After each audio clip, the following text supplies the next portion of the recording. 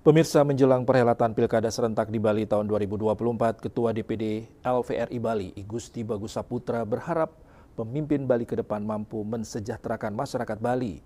Pemimpin Bali masa depan juga harus bisa menjadi tauladan, patriotik, bersifat kesatria dan jujur menepati janjinya. Ketua DPD LVRI Bali, Igusti Bagus Saputra mengatakan menjelang perhelatan Pilkada tahun 2024 yang akan memilih pemimpin Bali. Bali membutuhkan pemimpin yang visioner, memiliki dedikasi tinggi, dan sungguh-sungguh dalam melaksanakan sumpahnya. Bali sekarang banyak mengalami masalah yang kompleks, rumit, dan multidimensional, sehingga diperlukan pemimpin yang berani nindihin Bali. Bali yang ajak dengan adat istiadatnya, kepribadiannya dengan agamanya, dilestarikan dalam rangka Negara Kesatuan Republik Indonesia. Jangan sampai seperti sekarang masih banyak masyarakat miskin yang ada di Bali, pendidikan terlalu mahal. Harga bahan pokok melambung tinggi, angka pengangguran terus bertambah, pemimpin Bali harus mengutamakan kepentingan rakyat.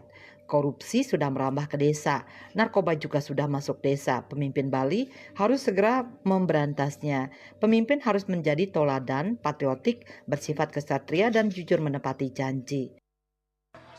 Pemimpin yang diperlukan untuk Bali ialah pemimpin yang visioner, yang memiliki dedikasi yang tinggi, yang betul-betul melaksanakan sumpahnya. Karena Bali ini sekarang banyak masalah, sangat kompleks dan complicated, masalahnya multidimensional, maka diperlukan pemimpin-pemimpin yang berani nindihin Bali ini. Korupsi sekarang ini sudah masuk ke desa-desa, narkoba dan sebagainya itu segera diberantas.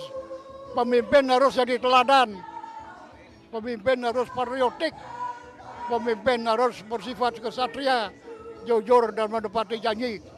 Janji sebagaimana yang tercantum dalam sumpahnya.